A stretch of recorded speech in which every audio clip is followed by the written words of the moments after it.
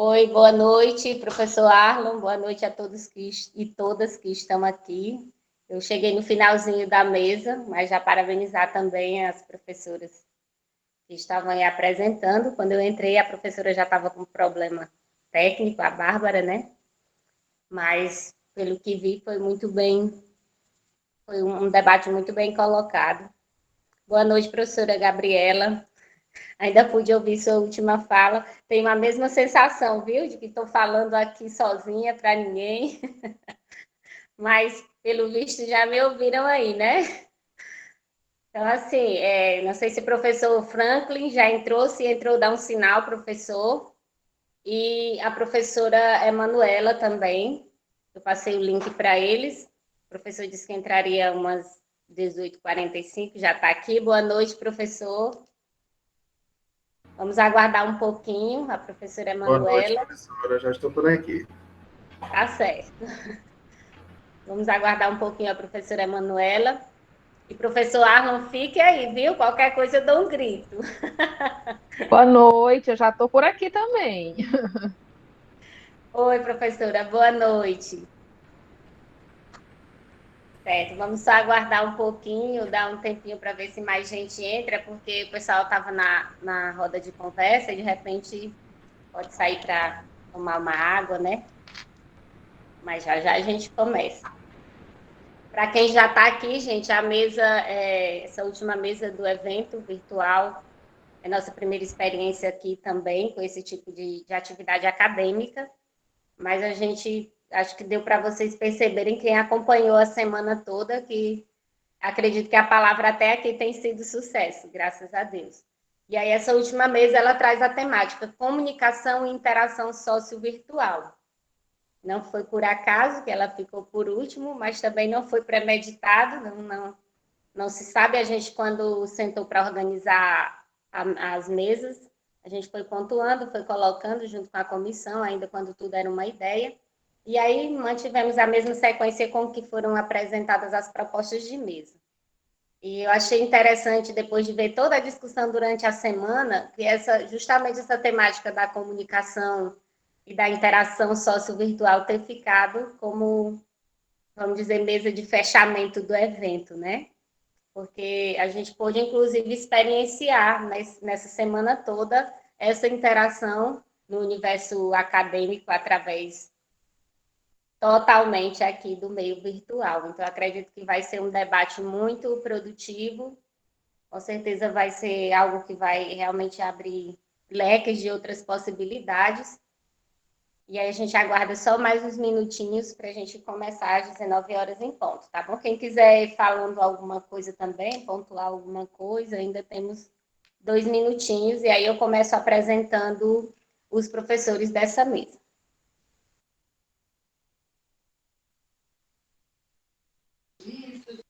Elimar, podia só justificar, né, a falta da professora Shirley. Sim, sim.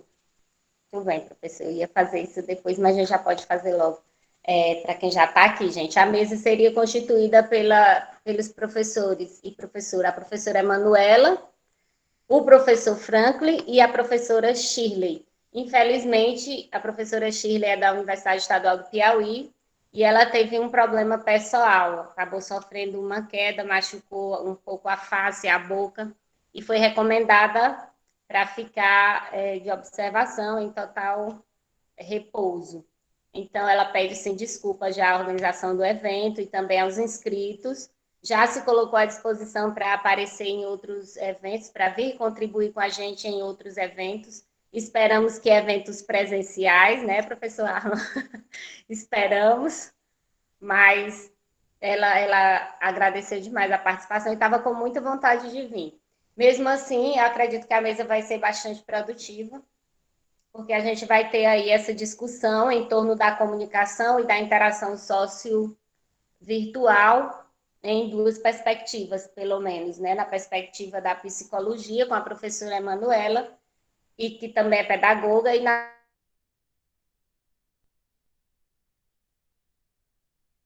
de letras linguística. Então, acreditamos que o debate, com certeza, vai abrir portas para uma discussão bem calorosa e produtiva para essa noite.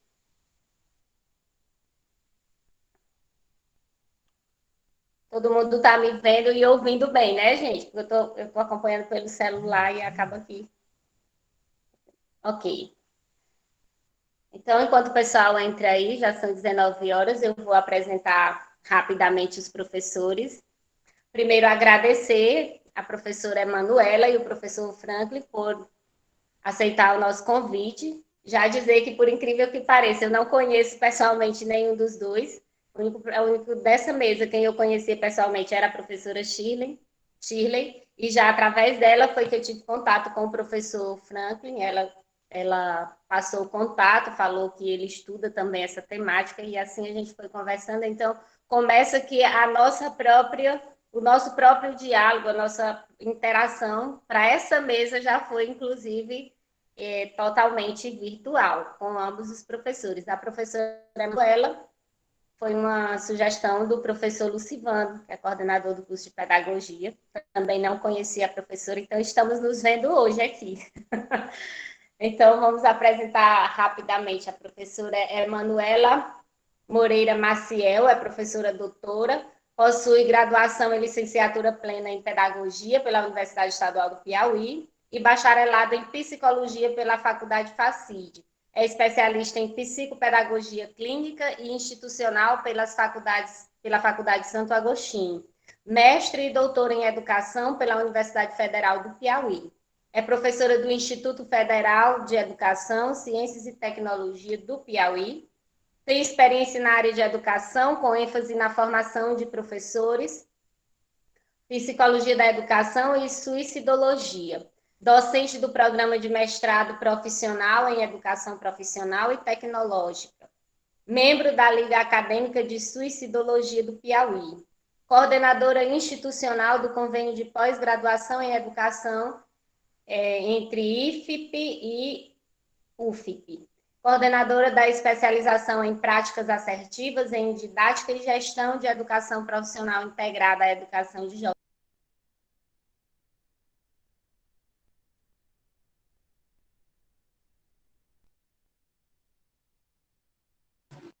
A professora Alimar caiu, mas ela volta já, meu povo.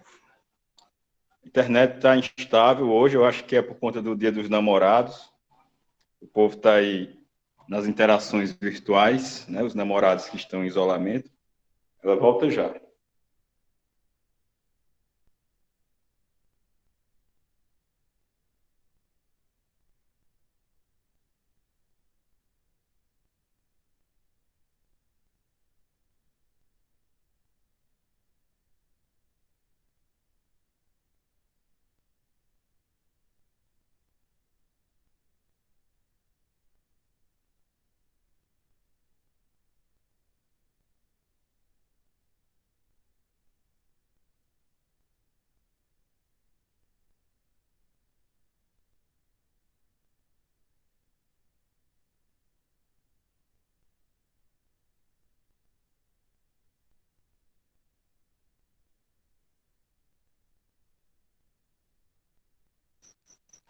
Então, enquanto ela volta, pessoal, eu gostaria só de pedir que depois, quando encerrasse a mesa, nós vamos fazer um sarau, tentar fazer um sarau aqui virtual, vamos recitar poemas, então quem tiver livro de poesia aí guardado em algum lugar da casa, pode ser poema de amor, né, por conta do dia.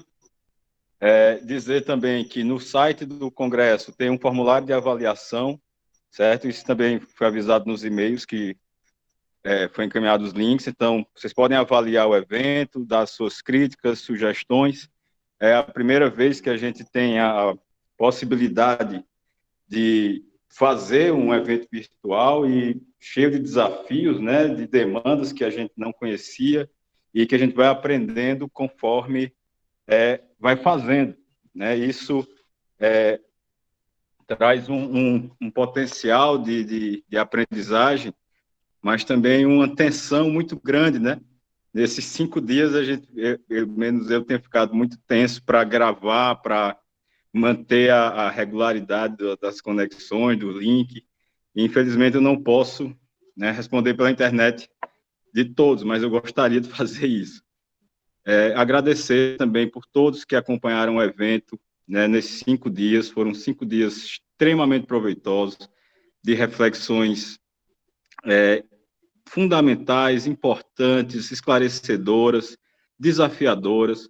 Ontem nós tivemos a oportunidade de falar sobre o futuro da nossa instituição, da nossa UESP, né? E assim, a gente vai construindo essas relações e essas possibilidades, essas reflexões, né, ao longo do tempo, mas sempre naquela esperança de que isso passe, mas que nós não voltemos ao normal, que nós criemos um novo normal, sem as amarras do capital, sem todas as Voltei. limitações. E aí eu estou enrolando aqui, Elimar, até tu voltar, já enrolei isso. Gente, eu falei horror.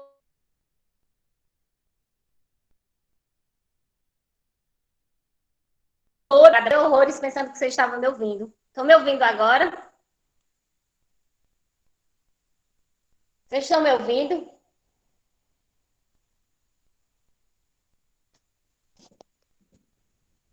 Sim, Elimar, tá ok. Nossa Senhora, me diz onde vocês ouviram a primeira vez até onde eu, gente. Você estava concluindo a apresentação da professora Emanuela. Pronto, pois eu vou voltar para lá.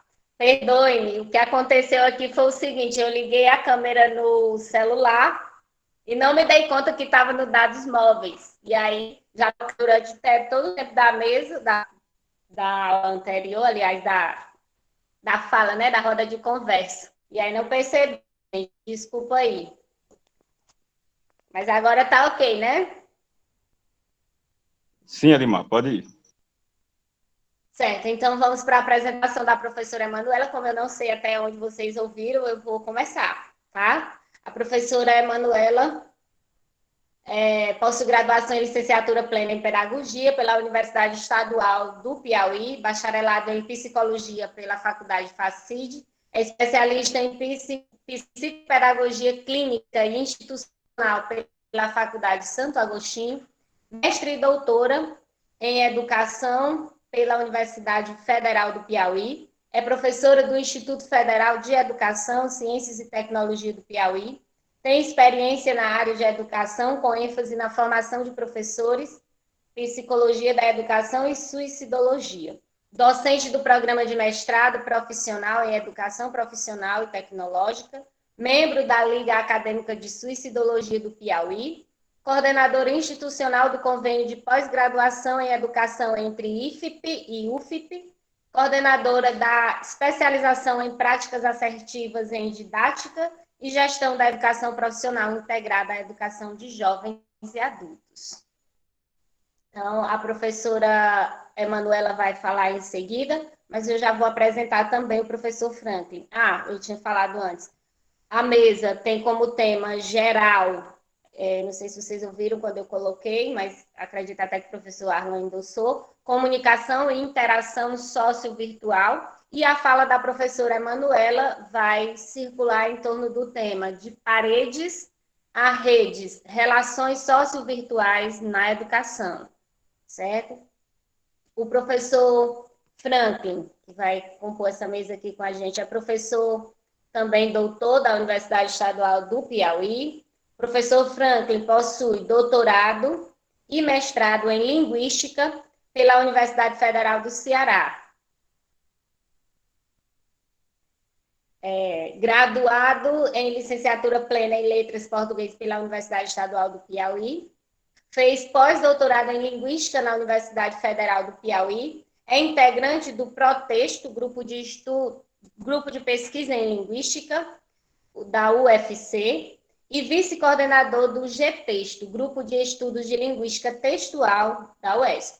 Atualmente é diretor do Departamento de Pesquisa da Universidade Estadual do Piauí, professor adjunto da Universidade Estadual do Piauí, atuando no curso de licenciatura plena em Letras Português do campus Poeta Torquato Neto, e no mestrado acadêmico em Letras, do mesmo campus.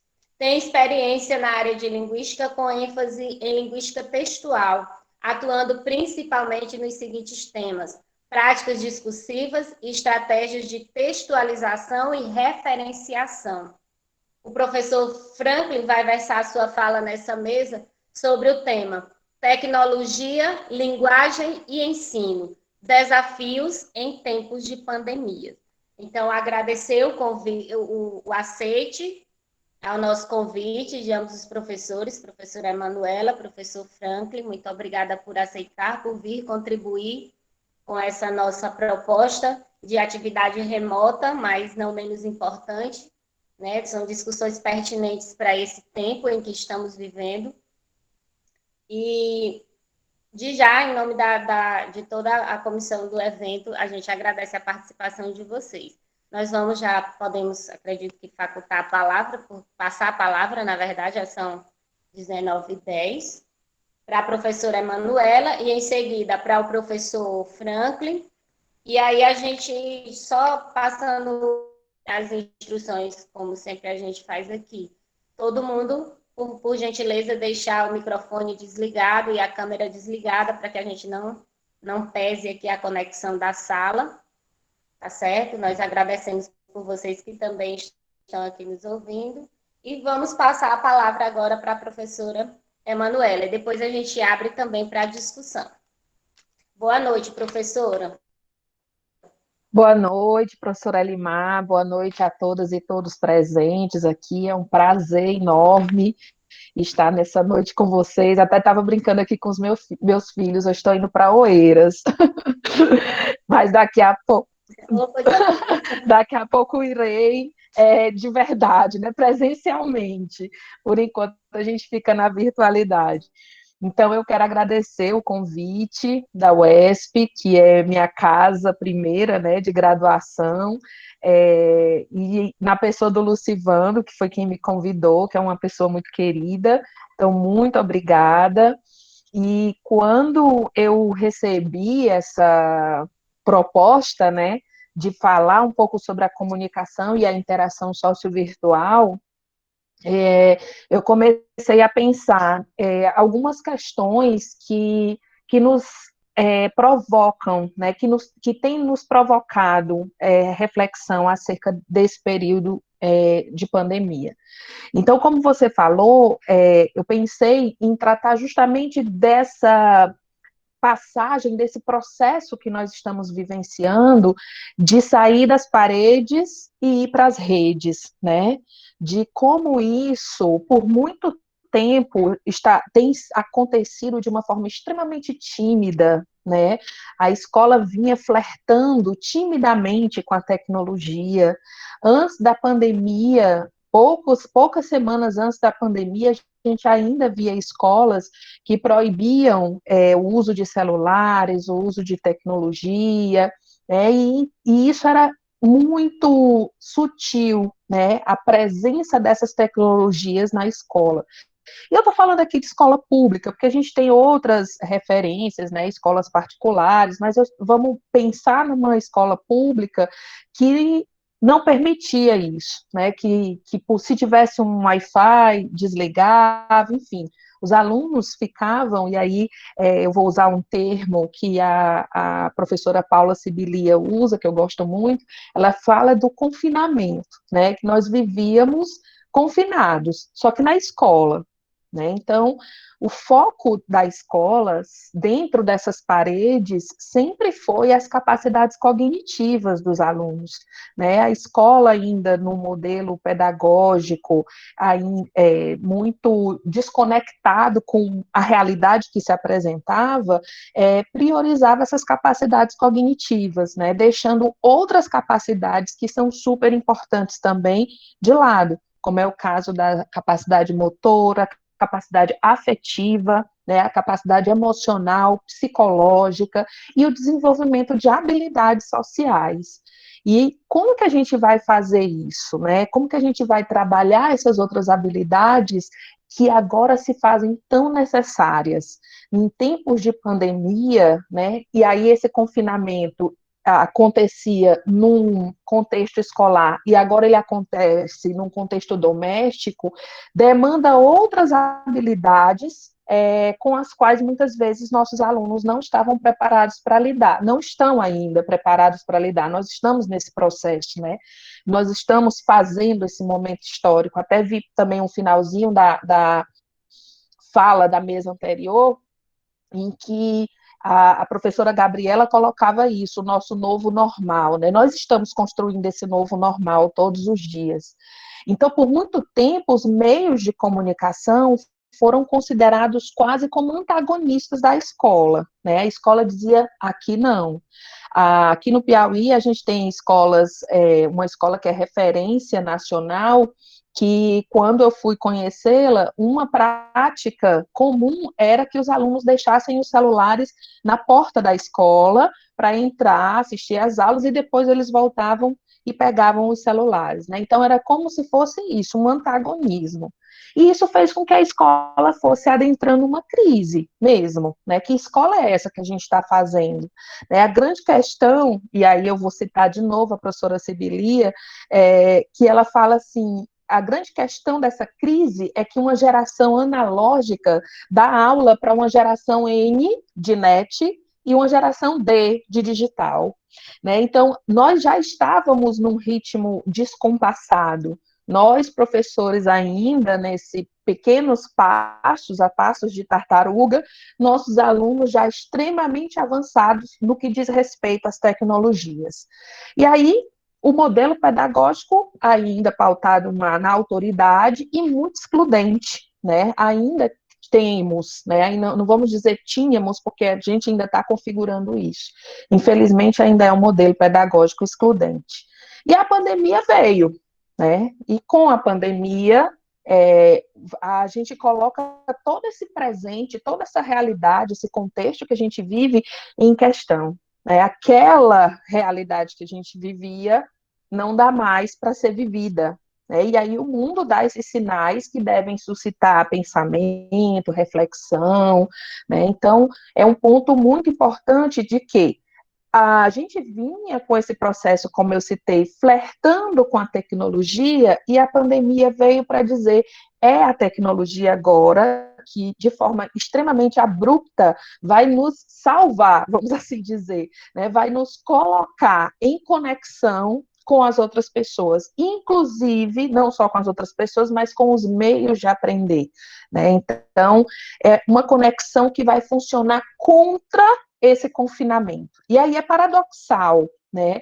É interessante a gente pensar nisso, porque antes da pandemia, nós tínhamos uma realidade de confinamento na escola, mas que era, e que o celular, por exemplo, eu estou citando aqui o celular, mas vamos pensar em todas as tecnologias, mas a gente vivia esse confinamento escolar, né, e o celular era proibido de estar. Agora a gente vive um confinamento doméstico, em que o celular é fundamental para que essas relações possam acontecer, né? Então a conexão aparece como aliada contra esse confinamento.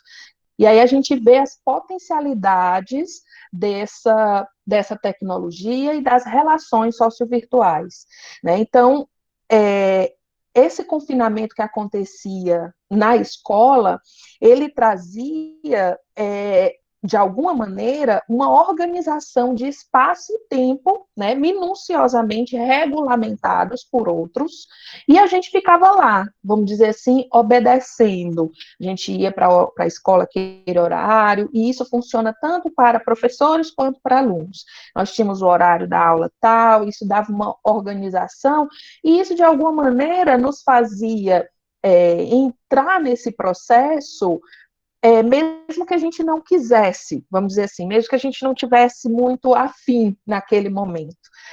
Mas, com a pandemia, a gente começa a precisar de outras habilidades, né? Que é justamente de autogestão desse tempo e desse espaço, né? Agora a gente vai precisar mais se organizar, né, e desenvolver outras habilidades que antes estavam ali, esquecidinhas. Como eu falei, a escola priorizava essas habilidades cognitivas, né, não priorizava, mas prioriza essas habilidades cognitivas. E aí uma pontuação importante que a gente pode fazer é de que a natureza humana não é imutável, né? E aí a gente vai construindo subjetividades. E essas subjetividades, elas se constroem no cotidiano dessas culturas, do seu grupo e da comunidade. Então, nós tínhamos uma subjetividade delineada no modelo escolar anterior a esse, né, que a gente está criando agora, que ainda está amorfo, a gente não pode dizer é assim que vai funcionar, é assim que vai dar certo, né? Nós estamos vendo a escola avançando com tentativas, aqui em Teresina, por exemplo, o contrato com as TVs para transmitir as aulas, né? É uma forma de fazer chegar essas aulas a crianças e adolescentes que não têm um notebook ou que não têm um celular, porque ainda é uma realidade muito comum, né? Nós vivemos um Brasil extremamente diverso e, enfim, a gente não tem como dizer que todo mundo vai ter essas condições. Mas a gente vem dessa ideia de que a natureza humana ela é passível de ser mudada. E esse jeito de ser, ele é construído na cultura, nessa realidade social que a gente vivencia. E a gente está vivenciando uma nova realidade. E com isso, a gente está desfrutando do desenvolvimento de novas subjetividades, de novas individualidades, né? Então, a gente vê, assim, do ponto de vista psicológico, no começo, muitas pessoas entraram em sofrimento psíquico, o que não é diferente do que está acontecendo agora. Algumas pessoas já passaram por esse problema, algumas pessoas estão se dando conta disso agora, enfim, é um processo que é individual, é particular, mas o que a gente vê é que esse sofrimento é justamente por essa mudança radical que a gente vai vivenciando, esse novo delineamento da nossa subjetividade. Eu espero que todos estejam me acompanhando, porque, de fato, professora Limar, é muito estranho a gente falar assim para ninguém. Bom, mas é uma adaptação. Tá ótimo. Uau. Muito bem. Então, a gente pode pensar nessas relações, né, que vão se estabelecendo nas habilidades sociais, né? Esse é um construto da psicologia que a gente tenta, né, compreender, né? E o que são essas habilidades sociais, né? É um conjunto de comportamentos sociais valorizados em uma determinada cultura, com alta probabilidade de resultados favoráveis tanto para o indivíduo quanto para o grupo que ele vive, né? E aí o que isso quer dizer na prática? As habilidades sociais é o que nos permite reconhecer o outro como alteridade, desculpa, não como autoridade, a alteridade. E isso faz com que eu também me reconheça como alguém individual. Então, as habilidades sociais, elas demandam diversas habilidades, né? Quais são? Habilidades específicas, quais são? A capacidade de comunicação, a capacidade de civilidade, a capacidade de fazer e manter uma amizade, o desenvolvimento da empatia, né, que é uma palavra que a gente está ouvindo muito falar, e eu vou já falar um pouquinho mais sobre ela, a condição de assertividade, a expressão da solidariedade, o manejo de conflitos, a resolução dos problemas intrapessoais e interpessoais, a expressão de afetos e de intimidade, e a condição, a capacidade de coordenar um grupo, por exemplo, são algumas dessas habilidades necessárias. E a gente ia trabalhando isso, mas eu volto àquela questão inicial de que a escola não vinha priorizando todas essas habilidades, né? Nós ainda temos um modelo pedagógico pautado na transmissão do conhecimento, né? Em que o professor tem esse lugar de detentor do conhecimento e o aluno é aquele sujeito que vai receber. Então, a escola priorizava essa habilidade prioriza essa habilidade cognitiva, e essas outras habilidades, elas vão sendo trabalhadas minimamente. Tanto é que hoje a gente vê um avanço de algumas escolas e alguns programas que se preocupam em trabalhar essas habilidades, inclusive afetivas e psicológicas, a capacidade de reconhecer no outro sentimentos, emoções, e de você conseguir respeitar isso. Mas a gente vem andando a passos curtíssimos sobre isso, né? A gente vê essas iniciativas de escolas mais em nível particular, mas na escola pública nós ainda não temos, né? Recentemente, na minha experiência no Instituto Federal, enquanto docente, eu sou professora dos cursos de licenciatura lá. No ano passado, a gente fez uma pesquisa, meus alunos com a disciplina de Psicologia da Educação, e uma breve pesquisa que a gente fez, assim, para aplicar um projeto de intervenção no final da disciplina, a gente dividiu temas a partir do interesse dos alunos, como homossexualidade, racismo, entre outros, e o que a gente, como eles são alunos do curso de biologia, o que a gente fez foi conversar com os professores de biologia de algumas escolas, para saber como eles lidavam com essas questões, ou seja, com racismo, com a homossexualidade, com a transmissão de afeto, expressão de emoções. Então, a gente foi, né, nós e os alunos, eu e os alunos, perguntar para os professores, como é que vocês lidam com isso? E os professores foram unânimes em dizer, eu não lido.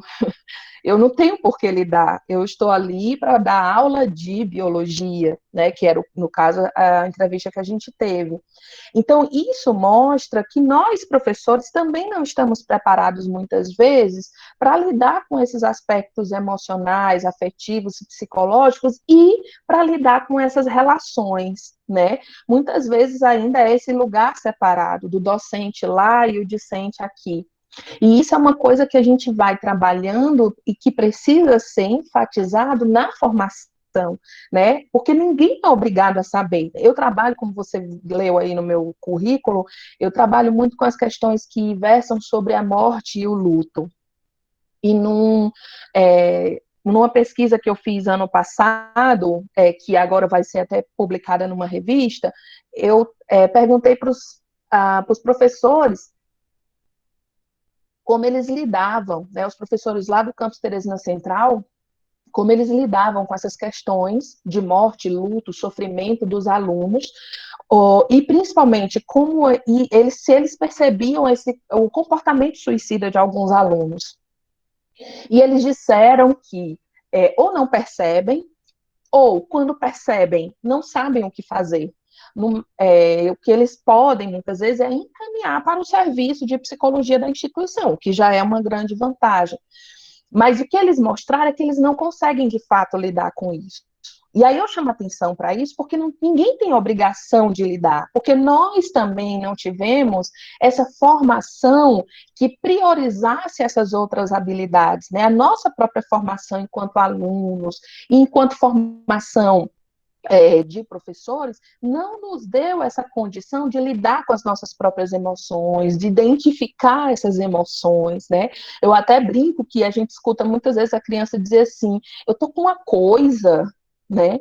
E a gente não sabe que coisa é essa, e nem a criança sabe. E é difícil, a gente cresce dizendo isso, e aí quando na vida adulta a gente também diz, eu tô sentindo uma coisa, né? Mas coisa não é sentimento. E a gente precisa aprender a identificar os sentimentos, né? Entender o que eles estão impactando e provocando na vida da gente. E de que maneira eu vou lidar com isso? Então, são habilidades fundamentais de comunicar, né, de se permitir sentir, de comunicar esse sentimento e de como isso vai pautar essas relações, né? É uma expressão mesmo de convivência, né, que nós precisamos. Hoje a gente vai precisar de outras habilidades, né? Então a gente ainda nem desenvolveu aquelas de habilidades sociais necessárias que eu citei, como a comunicação, a civilidade, a expressão do sentimento, das emoções, a assertividade. E aí, sobre a assertividade, eu queria chamar a atenção. O que é assertividade? Né? A assertividade é um processo de comunicar alguma coisa para alguém, sendo que aquilo precisa ficar claro para a pessoa que está recebendo a mensagem e para você, né? Você precisa ser claro para dizer, para comunicar como aquilo está te impactando, e a pessoa precisa entender. Isso fundamentado no respeito e na civilidade. Então, o que a gente vê hoje são 3 comportamentos, né, que a psicologia e as habilidades sociais intensificam essa abordagem. Que comportamentos são esses? A gente tem ou um comportamento extremamente passivo, né, em que as pessoas fazem as coisas, a gente se magoa, a gente se chateia, mas a gente esquece daquilo que a gente negligencia nosso próprio sentimento e vai dizendo assim, deixa, não vou falar nada por isso não, deixa isso quieto, né? Ele falou, tô magoada, mas passa. Então, é esse comportamento de passividade que nos impacta muito, impacta a formação da nossa subjetividade e impacta nas relações que a gente estabelece. No outro polo, a gente tem uma relação de agressividade, uma postura de agressividade, em que nós não toleramos escutar o que o outro tem para dizer, e a gente está vivenciando muito isso hoje, né, nesse mundo extremamente polarizado, né, que a gente vivencia, e no meio esse comportamento assertivo, em que eu consigo entender, comunicar, e como diz o Rogers, eu aceito, embora não concorde, né? O Rogers vai dizer isso. Há uma diferença entre aceitar e concordar. Eu não preciso concordar com você, mas eu posso aceitar o jeito que você é, a opinião que você tem, desde que você saiba comunicar. Então, hoje a gente vivencia, especialmente nessas relações sociovirtuais, essa postura da agressividade. Que a gente vê a postura, por exemplo, do cancelamento, alguém diz uma coisa, e imediatamente as pessoas se posicionam a favor ou contra alguém. E a internet cai em cima, né? Essa forma de se relacionar, parece que a internet faz com que a gente tenha a sensação de que é uma terra de ninguém, e que a gente pode falar tudo, e que do outro lado que não tem uma pessoa. Então, a gente esquece essa postura de assertividade, porque quando eu vou comunicar, por exemplo, algo que me deixou magoada para uma pessoa, para um colega, por exemplo, quando eu vou comunicar isso com a presença da pessoa, eu tento, de alguma forma, comunicar de uma maneira mais calma, mais cuidadosa. E me parece que na internet a gente pensa que do outro lado não tem uma pessoa, tem uma máquina, e eu falo do que eu quiser, como eu quiser, e isso é muito complicado, né, no que a gente está vivenciando hoje. Então, essas habilidades sociais é que nos levam a tomar essas posturas, sejam elas passivas, as assertivas ou as agressivas. Então, isso já existia nas relações que a gente estabelece, e hoje, com essas relações sociovirtuais, isso tem se avançado bastante, né? E, principalmente, o que a gente vê são essas posturas agressivas, essas relações sociovirtuais fundamentadas nisso. E aí, como fica a escola, né? O que a gente vê é que aquele modelo de escola está defasado, né? E aí a gente vai levando essas posturas para a escola. A gente vê essas relações que estão se estabelecendo, novos modos de ensinar, novos modos de aprender, né? Novas formas de você se relacionar com professores e com alunos e com colegas e por aí vai. Então, a gente está caminhando para um modelo universal, né? Um modelo de uma rede. Por isso que a gente sai lá do que é parede, né? E a gente vai para essa fluidez da rede, uma rede eletrônica que está aberta, que não tem fios, que a gente se conecta por livre e espontânea vontade, onde, quando e se quiser. E aí é onde entra uma diferença do que a gente vivenciava antes da pandemia. Porque antes da pandemia, eu tinha que entrar naquela hora, daquele modo, independente do meu interesse, da minha vontade. A relação sociovirtual, ela parte do pressuposto de que eu estou acessando porque eu tenho interesse. Um evento como esse, por exemplo, nos mostra isso. Temos aqui 50 pessoas, mas essas pessoas estão porque querem estar, porque no momento que ela desligar a câmera, desligar o microfone, ela não precisa estar aqui presente. Então, ela está aqui, vocês, essas pessoas que estão aqui, estão porque querem estar, porque estão interessados nisso. E isso é o que é um grande pressuposto para a gente avançar nesses modelos de ensino. E, de novo, eu vou dizer, eu não estou aqui defendendo uma postura ou uma forma de ensinar ou de aprender, porque nós ainda estamos aí tateando esse espaço, conhecendo esse espaço, né? Um pouquinho na palestra de ontem, que eu também acompanhei com o professor Paulo Henrique, ele disse, é a primeira vez que eu faço isso. Então, muitos de nós, né, que somos os imigrantes da internet, pela primeira vez estamos estabelecendo essas relações sociovirtuais. Como disse a professora Elimar, né, nós não nos conhecemos realmente, nosso conhecimento é virtual, né, e isso é permitido por causa dessa condição de relação sociovirtual. Então, nós temos hoje uma sociedade da informação, e a grande característica dessa sociedade é que não há um lugar, há fluxos, né? E isso aí é que está meio que baratinando a cabecinha de tanta gente, né? Como é que a gente vai dialogar, ensinar, aprender nessas condições tão desafiadoras?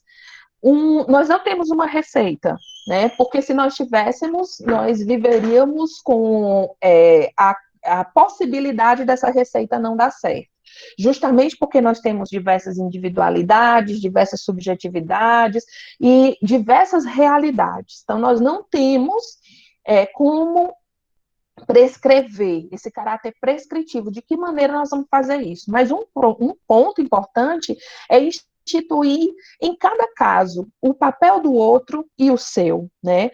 Um caminho para isso é o desenvolvimento de outras habilidades, de novas habilidades que no contexto da pandemia se fazem tão necessárias, quais sejam a dedicação, a perseverança, uma enorme capacidade de concentração, o automonitoramento, a disciplina e a persistência.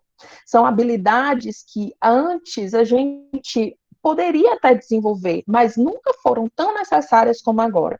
Vou chamar atenção aqui para uma dessas que eu citei, que é o automonitoramento, né? Então, nós não desenvolvíamos autonomia, né, nos nossos alunos, e de repente são eles que precisam fazer isso. Eles de fato precisam desenvolver a autonomia para resolver como eles vão estudar, de que maneira eles vão se organizar, qual é o horário que eles vão ter, né? Enfim, e entender que aquilo ali agora depende muito mais deles do que outro, como era antigamente, né? Que dependia muito mais de outros do que deles. Então, a gente vê essa mudança, essa fluidez acontecendo nessas relações sociovirtuais.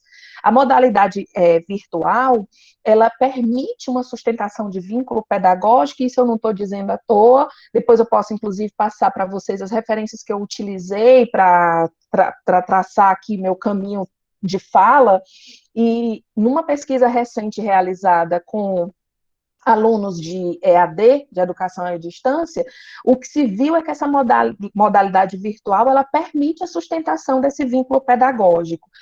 Por quê? Porque há uma interação frequente, bem mais frequente, quando o indivíduo está...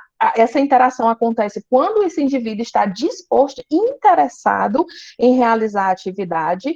Há uma fluidez das possibilidades de conexão que pode ser muito mais proveitosa do que aquela rigidez que a gente conhecia do confinamento escolar e que a gente estava tão habituado, ou não, né? Alguns de nós estávamos, outros já... Por isso a escola vinha passando por essa crise que eu mencionei no início da minha fala. Então, a aprendizagem pelas redes, ela não se define necessariamente pela falta de presença ou pela distância. É algo que a gente ainda está... e aqui é muito importante chamar atenção para isso. Nós não estamos aqui dizendo que essas relações sociovirtuais vão substituir substituir as relações pais. Isso nunca vai acontecer. É condição humana, né? A condição de socialização. O ser humano precisa disso. Mas o que a gente está dizendo é que esse contexto de pandemia nos convoca a refletir outros modos de ser e de estar. Então, a aprendizagem, ela não, né, dessa forma aqui, ela não vai se definir como a gente costumeiramente fala, que é simplesmente pela falta de presença ou pela distância. Ah, eu não aprendo à distância. Ah, eu não tenho como ter uma relação com essa pessoa se eu não estiver vendo. Então, a gente precisa desmistificar alguns aspectos que a gente cristalizou, né, nas nossas posturas, de que educação à distância não é a mesma coisa, de que virtualmente a gente não consegue aprender, e por aí vai. Então, esse vínculo, ele se mantém. E aí, por que esse vínculo vai se mantendo mesmo à distância?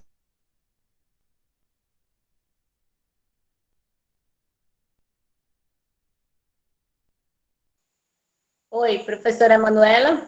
Acho que a conexão dela caiu. Professora? Vocês estão me ouvindo, gente? A gente nem sabe mais quem está aí. Não. Professora, eu acho que a sua conexão está caindo um pouquinho o áudio. Então, deixa eu só pedir bem aqui para o meu filho deixar de usar a internet. Só um minutinho. Certo.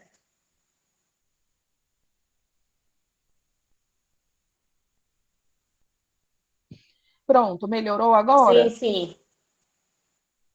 Pronto. Então, aí agora eu tô como você, não sei até onde vocês me ouviram.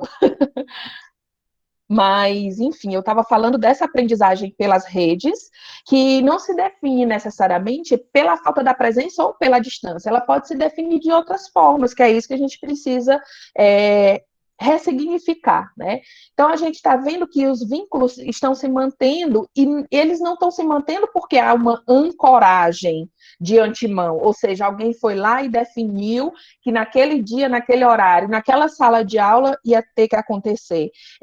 Esses vínculos, eles estão se definindo porque o fato de terem se encontrado produz um ambiente significativo. Isso denota o que está acontecendo aqui, né? As pessoas estão aqui porque entendem que esse ambiente é um ambiente significativo em que está acontecendo a aprendizagem, porque parte desse interesse, porque parte da vontade e porque permite que a gente aprenda a partir da autogestão do nosso tempo e do nosso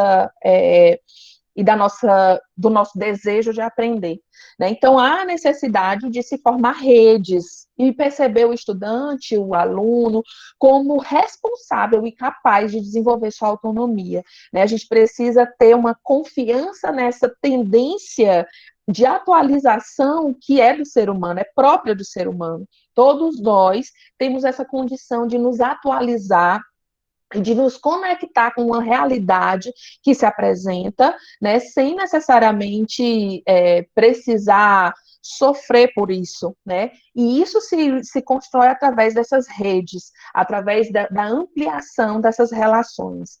Então, não é simples, né? E pensar e construir melhores estratégias curriculares, estruturais, relacionais, para desenvolver pessoas. Não tem como. Então, como eu disse, a gente está vivenciando isso no dia a dia, se construindo, se reconstituindo, ressignificando formas de ser, formas de se relacionar, né? Mas é necessária essa revolução nos modos de ensinar e de aprender, que o tempo que a pandemia nos convoca, enquanto sociedade, a pensar e a refletir. E aí, para concluir minha fala, acho que é fundamental a gente trazer essa discussão, porque escrever, pensar e viver a educação e as relações interpessoais hoje é um ato político de resistência. Então, nós precisamos resistir, manter essas relações, manter esse diálogo pautado na libertação, na capacidade de desenvolvimento crítico e na nossa capacidade de aprendizagem. E era isso que eu tinha para falar. Fico agora disponível para perguntas e comentários. Muito bom, professora. Muito bem posta a sua fala. Eu, inclusive, tem alguns pontos que eu quero comentar depois, mas Inclusive, também eu quero ler bem aqui um comentário de alguém, deixa eu ver, o Francisco das Chagas Lima, ele disse o seguinte, de acordo com o que você ia colocando, ele já se posicionou aqui, essa experiência virtual está sendo incrível, porque é uma nova forma que estamos utilizando para nos comunicar, uma nova experiência que vai, de certa forma, acrescentar a nossa forma de ensino. Eu acredito que isso aqui responde muito do que você colocou, professora, e a gente vai abrir depois para a pergunta, mas eu quero perguntar para o professor Franklin também, se ele prefere falar agora e a gente abrir para as perguntas depois, ou se a gente abre para as perguntas direcionadas para a professora Emanuela e depois o professor Franklin com as suas respectivas interações também. Professor, se manifeste, por gentileza. Boa noite. Boa noite. Fiquem à vontade, professor. Professora Emanuela, se você quiser, acho que até para dar continuidade à sua fala, já pode até responder as perguntas. Mas fique à vontade, viu? Tá certo. Então, a gente faz o seguinte, gente. Nós podemos iniciar com as perguntas, se alguém tiver alguma pergunta para fazer para a professora Emanuela. Eu, inclusive, nem marquei o tempo, porque a gente tem um tempinho aí, já que a professora Shirley não veio, então passou dos 30 minutos, mas a fala da professora estava muito boa e eu fui deixando, tá certo? Um dos pontos que a professora Tiago tem uma pergunta, então, passar logo para o Tiago, depois eu destaco a questão. Professora Lima, boa noite. Eu queria fazer aqui assim, uma fala, não sei se todo mundo está me ouvindo. Sim, estamos ouvindo, Ricardo. Boa noite, meu nome é Ricardo, eu sou do campus da UES, de Campo Maior, Herói Genipapo. Eu quero parabenizar a professora Manuela pelas belas palavras, pelas palavras dela, que foi um aprendizado bastante sobre a comunicação, sobre esse momento que a gente está vivendo de pandemia, onde a gente está aprendendo a usar a internet para comunicações nesse mundo que a gente está aprendendo a usar essa ferramenta para aprendizado, aprender mais coisas, como aqui no Congresso, mesmo a gente não estando perto, mas a gente está tendo muitos aprendizados, através da internet, que é essa ferramenta. E minha fala mais para agradecer pelas belas palavras da professora Manuela, que foi um aprendizado bastante com a fala dela. Eu que agradeço, Ricardo, sua atenção. Agradeço muito, como já agradeci no começo, mas quero agradecer de novo pela paciência de vocês de me ouvirem e estou à disposição. Excelente. Então, a gente passa a palavra agora para o professor Tiago e depois eu volto com a interação também. Olá, está me ouvindo? Imagino que sim, né? Sim, Tá Tiago. Bem, primeiramente, boa noite. Gostaria de agradecer a fala da professora, foi bastante instigante. A minha pergunta... Deixa eu abrir a imagem aqui para ficar melhor. A minha pergunta... Tá estranho. A minha pergunta tem a ver com a incorporação, né, que a professora comentou, a necessidade de incorporação que a professora comentou, de trabalhar outras habilidades que não apenas, digamos assim, a transmissão de conhecimento técnico, o aprendizado de um conhecimento mais stricto sensu, falando, né, esse conhecimento da escola mais tradicional.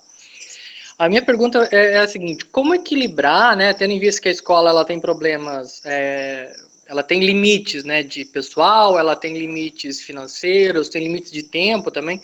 Como equilibrar a necessidade da incorporação de novos aprendizados, porque a gente sempre vê isso, né, a necessidade da escola incorporar novas necessidades, novas demandas, novas questões, com esses limites que a escola tem, né? Seja o limite da formação docente, seja o limite físico e temporal da própria escola e tal, né? Gostaria de ouvir um pouco a professora em relação a isso. Obrigado. E, mais uma vez, parabéns. Tiago. Olha, um dos caminhos, sem dúvida nenhuma, é formação, né? Eu vou te dar um exemplo da realidade que eu vivencio lá no Instituto Federal. Como eu falei para vocês, eu fiz essa pesquisa que vai render um curso de formação, né, formação continuada com os professores que quiserem aderir, em que a gente vai falar sobre essas habilidades sociais, competências emocionais, a capacidade de identificar comportamento suicida, enfim. Um curso que talvez aconteça até virtualmente agora, né? Mas que a gente está aí finalizando para desenhar. Assim, Tiago, a responsabilidade de tudo não pode ser apenas da escola, mas a escola é um espaço de socialização fundamental, muito importante, e por isso a gente precisa entender esse espaço como um espaço de manifestação dessas emoções, dessas capacidades e dessas habilidades. Então, eu vejo a formação como uma possibilidade extremamente passível de acontecer, né, para que os professores, e não só os professores, vamos falar de educadores, né, porque todos aqueles que fazem parte do contexto da escola, de alguma forma, são educadores, né, a educação tem esse sentido amplo. Então, a gente fala de formação como sendo essa possibilidade de se trabalhar e instrumentalizar, vou usar esse termo técnico só para que vocês me entendam, instrumentalizar as pessoas a entender mais sobre isso, a ver que, como tem um autor que eu gosto muito, que é o Clementino de Souza, lá da Bahia, que ele fala da implicação, né? Então, o que a gente pensa é que essas relações, as pessoas precisam entender que elas estão implicadas, de alguma forma, na relação com os outros. Então, o que eu falo, o que eu faço, de alguma forma vai ter uma repercussão no outro. E é esse cuidado, e aí por isso eu falo da assertividade, que eu preciso ter mesmo no campo virtual. Que não é porque eu estou aqui com a sensação de que eu estou falando para uma máquina que eu posso falar qualquer coisa da forma que eu quiser, porque isso, de alguma maneira, vai gerar repercussões em quem me escuta, em quem me lê, por exemplo, né, no caso das postagens. Então, eu vejo a formação, a discussão desses temas como sendo um caminho necessário e primordial para acontecer. Um momento como esse é um momento de formação, né? E é um momento que a gente traz para a discussão essas questões. Então, acho que é nesse sentido, a formação. Não só a formação docente, mas a formação no sentido amplo, né? Que atinge a todos aqueles que fazem a escola. Não sei se eu te respondi, mas é isso. Acredito que sim, professora. Só um ponto antes de a gente passar para o professor Franklin, parabenizá-la também pela fala, né, dizer que foi muito enriquecedora. Assim, é um tema que abre para várias outras discussões se a gente fosse colocar, mas em virtude até de tempo não dá para colocar tudo. Mas uma das coisas que eu achei bem interessante quando você pontuou foi a questão do vínculo pedagógico, que é preciso haver entre o professor e o aluno nessa relação de uma sala de aula virtual. Ontem, o professor, acho que é Leilton, o nome dele, se não foi esse, depois me corrijam aí, alguém que assistiu a fala dele ontem, numa roda de conversa, ele pontuava e se questionava também, sem resposta, porque ninguém tem resposta para nada no momento, né? Mas ele se colocava diante da seguinte questão: o que o vídeo produzido na sala de aula da escola é diferente do vídeo que o aluno vai encontrar no YouTube. Se ele pode encontrar, por exemplo, o mesmo conteúdo, muitas vezes o professor vai falar na sala, ele vai encontrar no YouTube.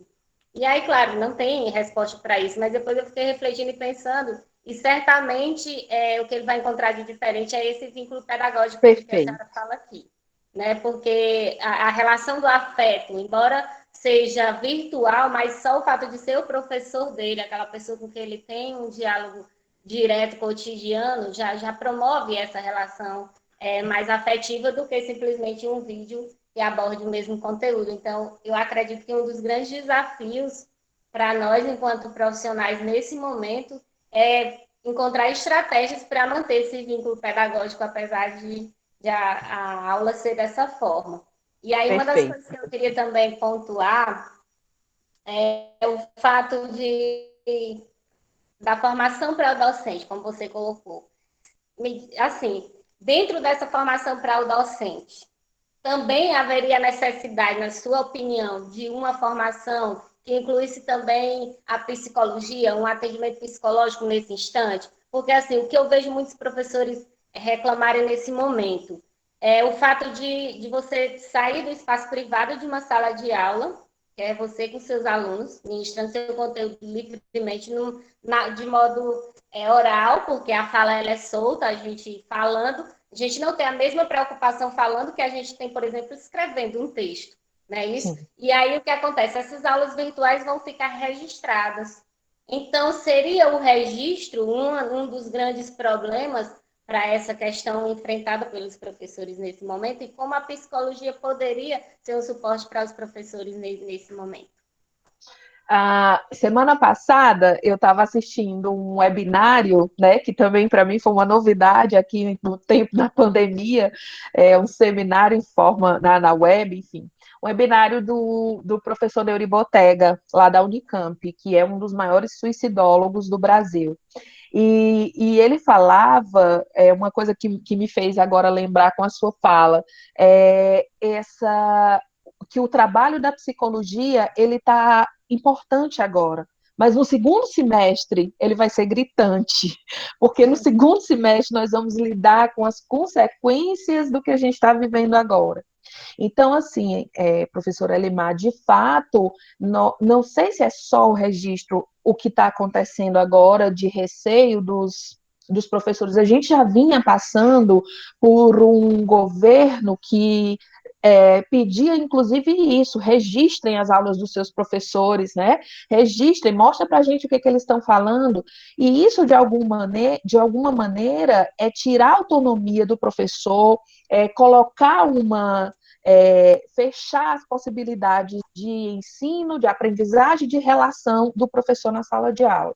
Então, pode ser, eu acho que a gente não pode resumir tudo que a complexidade do que a gente está vivendo à questão do registro das aulas. Há, sim, essa dificuldade, por exemplo, que a gente pode falar, a dificuldade de fazer o uso de uma tecnologia como essa. Eu gravei uma aula recentemente, e aí eu tenho um amigo que é bem mais jovem do que eu, e ele gravou uma aula e me mandou. E eu olhei para a aula dele e falei, meu Deus, que aula é essa? Né? Super bem editada, com elemento, com memes, com não sei o quê, e eu senti a minha aula como sendo a pior aula do mundo.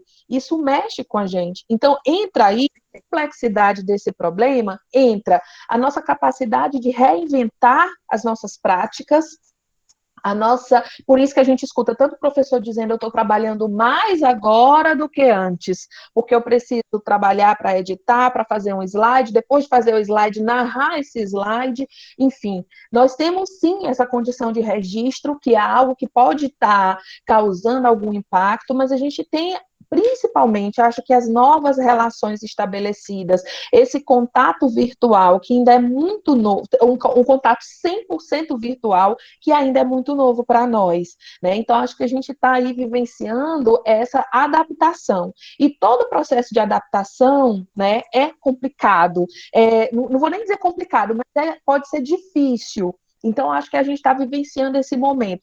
Mas são muitas questões que são envolvidas aí nessa complexidade do que a gente está vivenciando. E aí, por isso que eu trouxe lá a fala do professor Neuri Botega, porque ele diz assim, no próximo, agora a gente está vivendo um momento, com suas particularidades, no atendimento que a gente faz clinicamente, eu escuto muito isso dos pacientes, eu estou ansiosa, eu estou nervosa, não sei como lidar com isso, e aí são outras questões, mas ele diz, e depois, né, na hora da invenção e da vivência desse novo normal, que a gente nem conhece como é que é ainda, a gente está construindo, a gente está lá tateando, vai por aqui, não dá certo, vai por ali, não dá certo, e a gente vai tentando.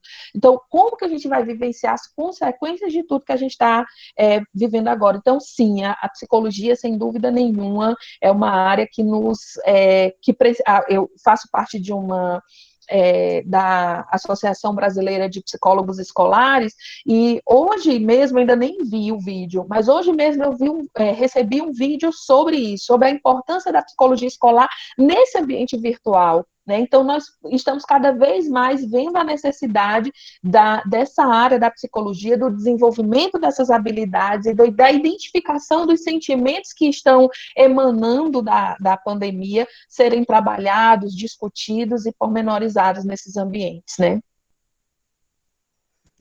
Maravilhoso, professora, é isso mesmo, porque a gente vê essa preocupação, porque na verdade tudo vira meme, né? Aqui a gente viu, eu entrei, por exemplo, nessa sala, caí do nada. Então, assim, mas a gente está gravando aqui, vai ficar registrado. Então, é preciso, nesse novo normal, a gente também começar a ver, por exemplo, o erro como o normal também em algumas situações, né? E nós não estamos preparados para isso quando se trata da nossa imagem enquanto profissional, de ver Exatamente. algo dessa forma, né? Então, com Até certeza, porque nós ainda temos ainda, desculpa estar entrando na sua fala, mas só para, porque a gente ainda tem muito essa cristalizada essa ideia de que nós aqui, enquanto professores, sabemos de tudo, não podemos errar, não podemos nos enganar, e aí é justamente essa horizontalidade da relação, né, do vínculo que a gente está experimentando. Então a gente ficava naquele lugar super confortável de ser professora lá na frente, os nossos alunos ali sentadinhos, e agora nós estamos todo mundo aqui numa relação horizontal, numa relação que a gente que aparece em nossas fragilidades, e aí a gente precisa aprender com isso. muito bom, professora. Eu já agradeço a sua participação. Aqui tem muita gente parabenizando, depois a senhora pode acompanhar aí no Depois eu vou chat. ver, sim. Eu posso ver depois, mas a gente está entrando para 8 horas, então vou passar a fala para o professor Franklin, mas eu já agradeço. E eu também Você pode agradeço. ficar aí no final, Vou quando o ficar, com professor certeza. Franklin... Obrigada. Quando ele terminar, a gente pode abrir, havendo tempo para discussões mais gerais, caso algum participante queira colocar mais algo específico para a senhora, tá bom? Então, muitíssimo obrigada. Professor Franklin, você já pode aparecer aqui para a gente também, seja bem-vindo, agradecendo o convite. A apresentação formal eu já fiz no início. E a palavra está com você, professor. Prazer também. Prazer, professora. Vocês conseguem me ouvir? Estão me ouvindo bem? Sim, professor. Estou ouvindo. A imagem, Então, para mim, não está muito boa, a imagem, mas o áudio está legal. Tá, então eu vou ter. É porque a internet realmente hoje está demais. Acho que é o horário, como eu disse, é o horário das lives, né? Eu vou até, inclusive, tentar fazer aqui uma apresentação, mas se a internet, se aqui cair, porque eu já caí 2 vezes enquanto a professora estava apresentando. Eu volto de novo, viu? Está bem, Tá, professor. então, eu quero primeiramente agradecer a organização do evento, em nome da professora Elimar, parabenizar a professora Emanuela pela excelente apresentação e, e dizer que a gente realmente não combinou e nem se conhece pessoalmente, mas elas são bem, bem Professor, realmente o seu microfone está falhando. conjugadas, né? E Um pouquinho, dizer já teve algumas que para palavras que mim eu é não um prazer ouvi. estar agora em Oeiras, né? Agora nesse evento e dividir. Tá falhando, professora? Tá ouvindo, professora? Está falhando e parece que está chegando com Você atraso. tá ouvindo, professora? Vocês estão ouvindo?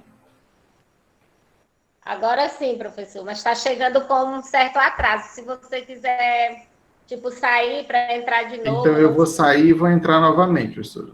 Tá bom, a gente aguarda. Estamos aqui. Então, pessoal, vamos falando enquanto o professor Fran volta. Isso. Ele já entrou? Já entrou de novo, né, professor?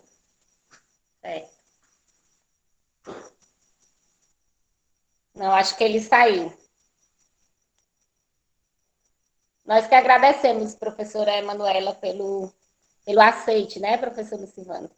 E aqui você pode ver aí no chat, todo mundo parabenizando. Essas são as particularidades da relação virtual, né? Até nova habilidade, uma paciência. Vamos esperar o professor voltar e a gente fica aqui conversando. Vai dar tudo certo. Vai dar tudo certo. Vamos exercitar a paciência. Mas é incrível, olha só, no início dessa mesa, eu assisti as mesas todas ontem, hoje, durante a tarde eu assisti ao minicurso completo, não caiu. Na hora que foi a vez da mesa que eu ia mediar, e cai. Mas enfim, o professor já voltou, parece. Professor Franklin? Sim, Já caiu de vocês novo? estão me ouvindo agora? Sim, professor. Tá melhor agora, até a imagem. Estou aqui. Mas é que realmente está dando um atraso. Qualquer coisa, vocês me interrompam se falhar, tá bom? Tá, eu falo no chat também qualquer coisa, viu? Bom, então, eu queria... Certo, vou acompanhar aqui no chat também. Então, mais uma vez, né, agradecer a todos, parabenizar a professora Emanuele pela excelente fala e dizer que gostaria de estar presente aí com todos vocês para a gente estar discutindo sobre esse tema, nesse momento tão importante, mas infelizmente a gente não pode, né? Então, eu gostaria de falar com vocês sobre as consequências dessa pandemia para o ensino, para a comunicação. Não, a professora Shirley, quando falou, a professora Elimar, né, de que eu trabalho com isso, na verdade que eu sou bastante empolgado com as tecnologias e estou envolvido junto com outros professores numa formação que nós estamos fazendo com todos os professores da UESP nesse momento, uma formação de uso das tecnologias, mas não com a intenção de fazer, como a professora Emanuele falou, de substituir o ensino presencial por essa educação remota, mas de dar acesso a alguns professores que ainda não tiveram a experiência, né, para essas tecnologias, para utilizar essas tecnologias no dia a dia. Então, é sobre isso que eu vou falar, sobre tecnologia, linguagem, ensino e os desafios, né, dessa pandemia, o que ela tem representado para a gente.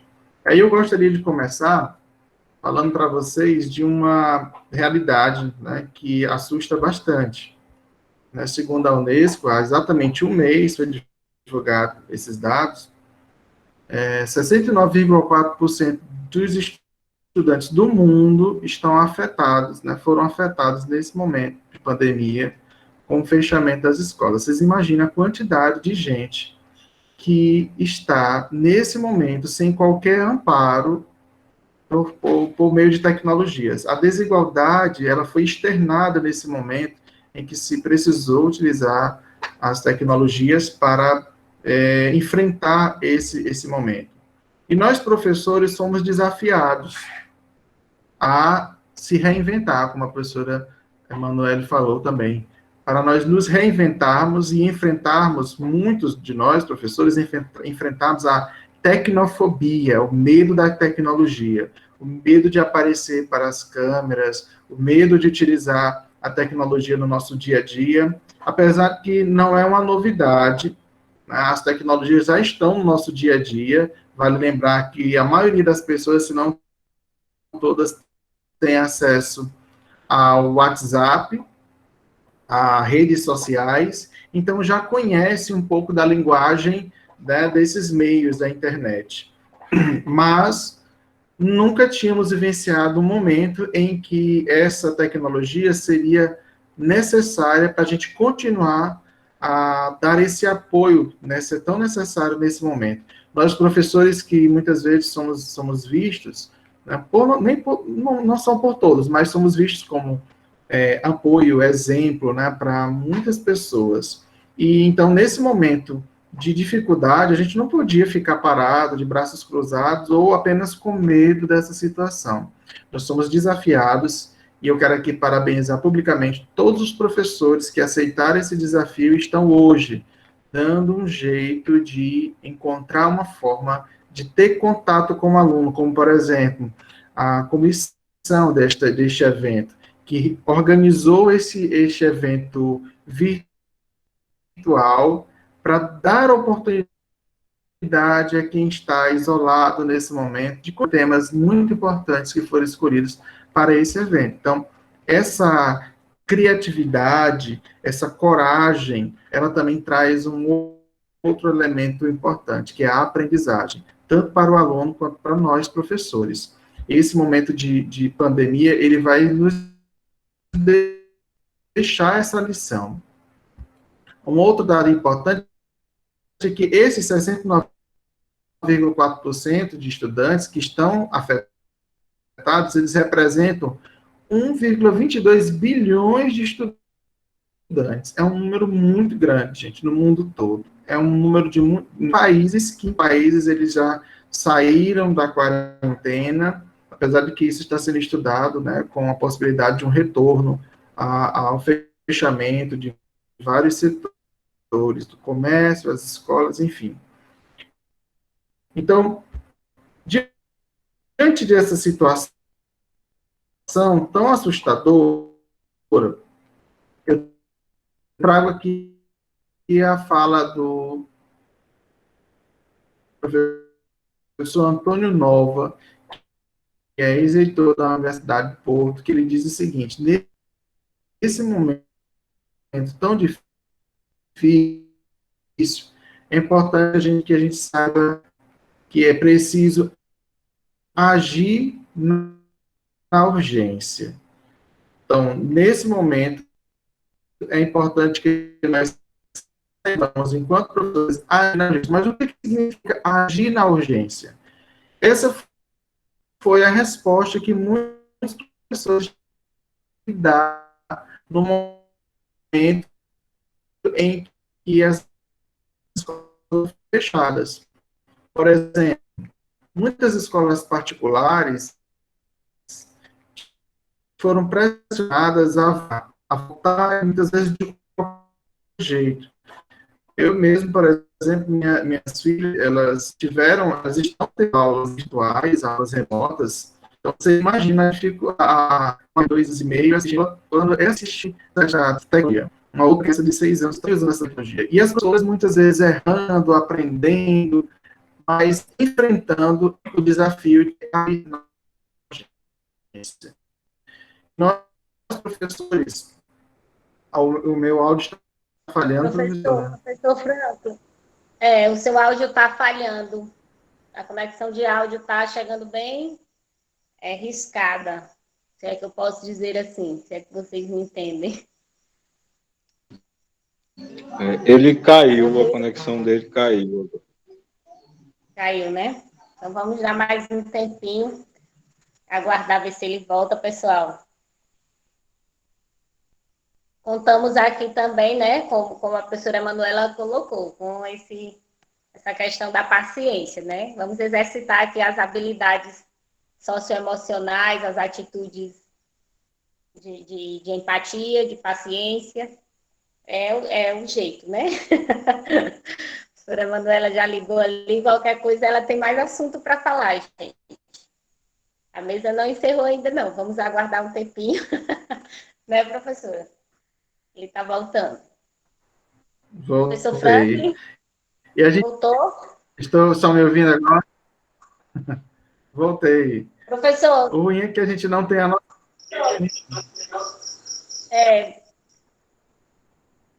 Você estava no slide falando de agir na urgência, e aí o slide passa bem tranquilo, mas o áudio fica cortando. Existe um ruído no áudio. Eu vou fazer o seguinte, eu vou fechar a minha câmera e vou deixar só o vídeo, certo? Isso, o slide. Aí a gente vai Desculpa. Então, deixa eu colocar aqui novamente. E aí, se em qualquer momento, se travar, vocês podem abrir o microfone e me falar, tá bom? Tá certo. Então, vamos lá. Eu estava falando que o professor Antônio Nova, ele nos falou da necessidade de agir na urgência. E nós, professores, estamos nos desafiando a fazer isso. É principalmente sobre isso que eu queria tratar nessa nossa fala de hoje.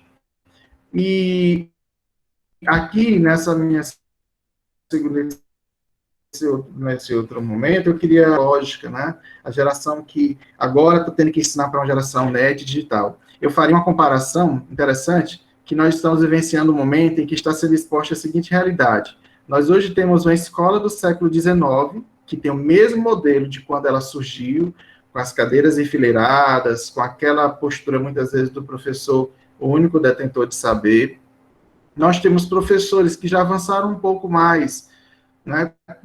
Professores do século XX e alunos que estão mais à frente, alunos do século XXI. Claro que isso não posso generalizar, porque a gente não tem toda essa situação, né, marcada, mas é mais ou menos esse descompasso que a gente tem encontrado na escola.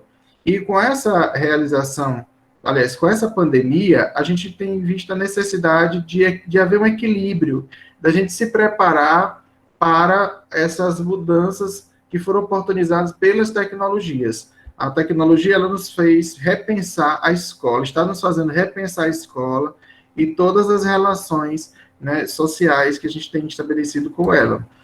Então, uma outra coisa que a gente precisa ter em mente ao se discutir essas dificuldades, esses desafios que estão sendo propostos pela pandemia, é que a gente não está falando de educação à distância. Eu trabalhei bastante tempo no núcleo de educação à distância da UESP, e hoje, quando eu escuto alguém falar que, então estamos trabalhando a educação à distância, eu sempre corrijo, olha, não é isso, nós não estamos trabalhando a educação à distância. A educação à distância tem um outro perfil, ela tem uma outra metodologia planejada para uma outra realidade. Quem já foi aluno de educação à distância sabe que não é isso que nós estamos vivenciando agora. O que nós estamos vivendo agora é uma educação remota, ou, como eu gosto também de chamar, é uma educação mediada por tecnologia. E nós não estamos defendendo que essa educação mediada por tecnologia, ela vai perdurar para sempre. Ela foi uma saída encontrada no momento emergencial. Foi o agir na urgência que nós encontramos agora. E a gente precisa olhar, aprender a olhar para outros exemplos em que essa educação mediada por tecnologia, ela está funcionando, e pelo menos a gente pode aprimorar esse nosso fazer tecnológico. O slide sumiu. O slide apareceu agora. Vou interromper e colocar aqui de novo. O slide voltou, professor. E eu fechei ele aqui de novo, ele vai já sumir, beleza. Espera aí. Então, continua vendo ele, que eu acabei de cancelar ele aqui. Ainda não. Aí na tela? Espera aí, é porque quando vocês disseram que ele travou, eu tirei ele. Vou botar aqui de novo. Certo. Então, esse momento enquanto eu estou colocando ele aqui, compartilhar. Esse momento de pandemia fez a gente notar que essa crise que muita gente está vivenciando agora é gerenciada por uma mudança, a mudança da forma como nós estamos encarando, estamos exercendo o nosso papel de professores. Vamos ter que aprender de forma emergencial a fazer essa educação mediada por tecnologia. E nessa mudança, a gente também tem que tratar de alguns fatores importantes que alunos e professores precisam dominar. Primeiro, aprender o que é um ambiente virtual de aprendizagem. Por exemplo, esse espaço que nós estamos agora não é um ambiente virtual de aprendizagem, é uma ferramenta. Os ambientes virtuais de aprendizagem são aqueles que a gente monta, a gente utiliza como uma espécie de sala de aula virtual. Na educação à distância, um dos espaços virtuais mais conhecidos é o Moodle, que é o que nós usamos lá na UESP, a Universidade Federal também usa, e acredito que o Instituto também utiliza. É o Moodle. Mas um outro espaço virtual, um outro ambiente virtual de aprendizagem que se popularizou foi o Google Sala de Aula, junto com várias outras ferramentas. É o que muitas escolas estão utilizando e muitas universidades, pelos professores, para se organizar pedagogicamente uma disciplina, uma sala de aula.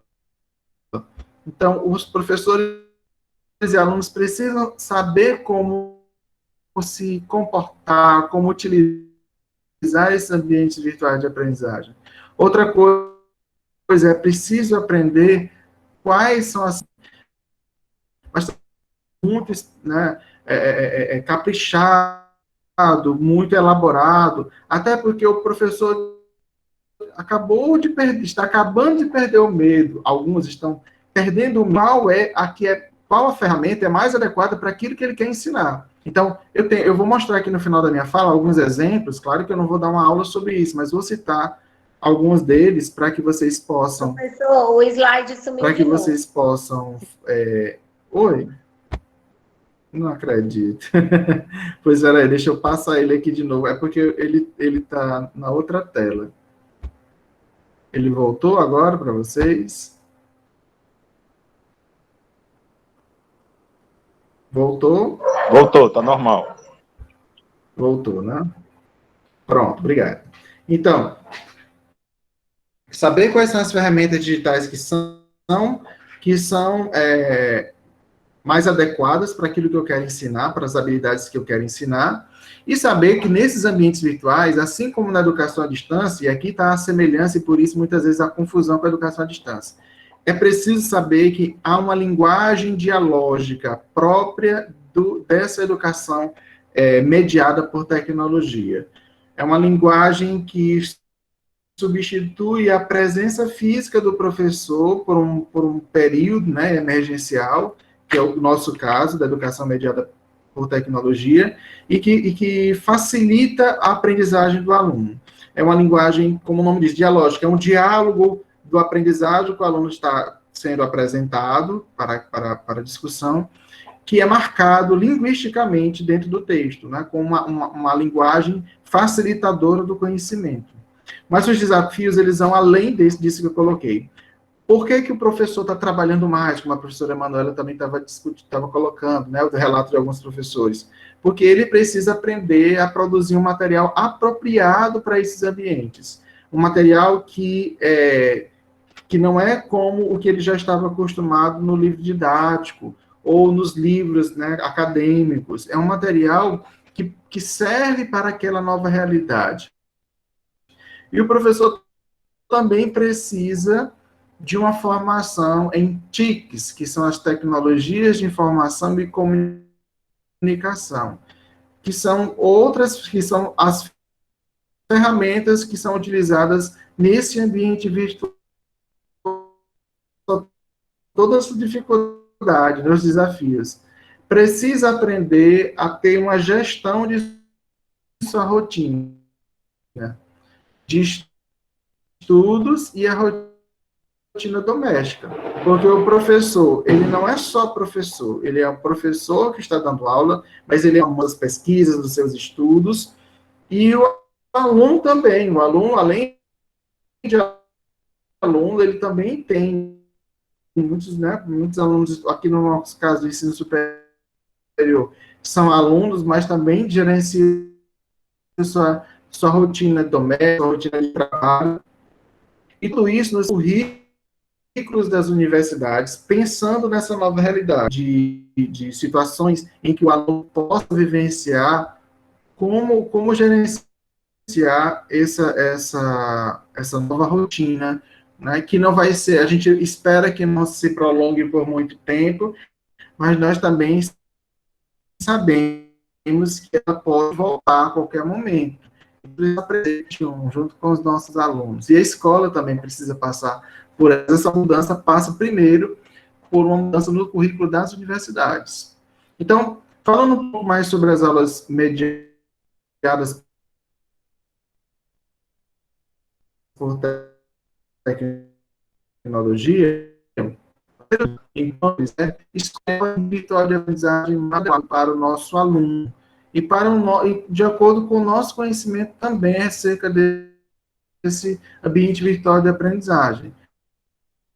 Então, se você está na escola pública, as escolas públicas também estão fazendo uso de ambientes virtuais de aprendizagem.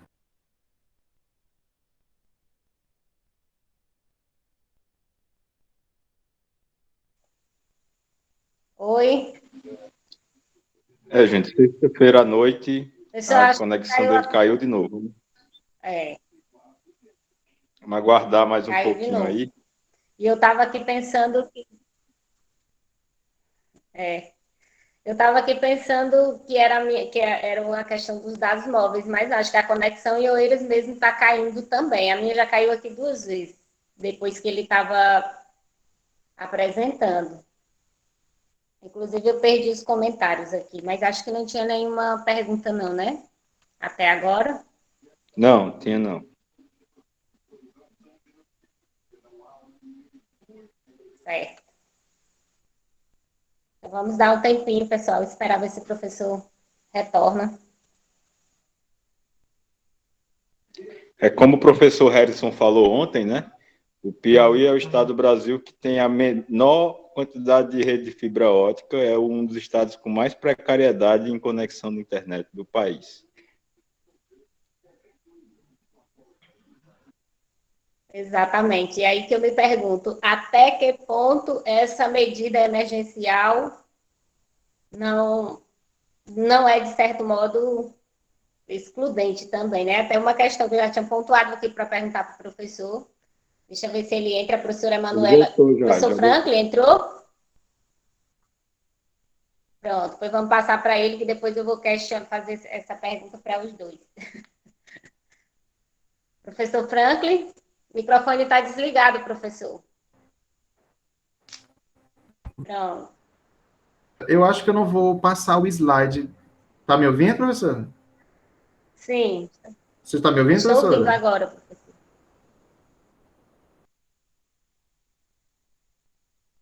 Eu acho que quando ele vai conectar o slide aí, ele sai. Já saiu de novo. Eu acho que Foi? a sugestão é ele não passar, não transmitir o slide. Deixa eu ver se ele entra aqui.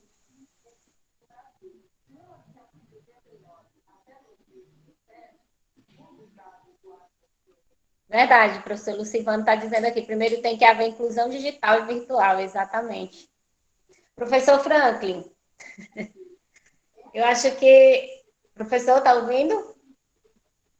Eu vi o rosto dele, mas não estou ouvindo. Professor Franklin? Está me ouvindo, professor? Sim, professor, agora sim. Eu acredito que... Está ouvindo, professor? Sim, estou ouvindo. Você me ouve? Professor? Sim, estou lhe ouvindo. Então, acredito que seja melhor você Estou ouvindo, professor. apresentar, se for possível, sem exibir o slide aqui para nós, porque talvez segure melhor a sua conexão. Isso, exatamente. Pode... Eu acho que eu vou já encerrar, vou fazer aqui só uma finalização, um resumo, porque senão vai cair novamente. Mas, Tá certo. enfim, eu estava finalizando ali a minha fala, colocando aí, e as ferramentas, eu ia mostrar para vocês algumas, mas vou apenas citá-las, né? Neste curso que nós estamos apresentando na UESP, nós estamos apresentando para os professores alguns recursos, como, por exemplo, o Google Sala de Aula, que é o ambiente virtual que nós apresentamos. Nós temos, dentro das ferramentas Google, nós temos a apresentação de slides, então, Google Apresentação, temos o Google Documentos, são várias ferramentas, inclusive o Google Drive, que nos oportunizam trabalhar nesse momento de pandemia de forma mais planejada e dentro daquilo que é esperado para esse momento, né? No momento em que nós não podemos nos encontrar, mas podemos utilizar essas ferramentas para reduzir as distâncias e continuar dando o apoio. Então, professor, eu peço desculpas aqui é a internet, é a tecnologia que fez a gente cair. E eu me coloco aqui à disposição para qualquer comentário, alguma pergunta. Como eu saí da sala, se estavam fazendo algum comentário, eu não vi as perguntas. Tá bem, mas vou manter minha câmera fechada aqui ainda, mas estou na sala, viu? Está bem, professor. Nós agradecemos pela sua participação, pela sua fala, e entendemos que tudo isso, todo esse saída e volta é parte desse processo que nós estamos vivendo, de adaptação realmente desse novo tempo, desse novo contexto. Mas dizer que sua fala com certeza foi muito produtiva e trouxe discussões interessantes para a gente pensar.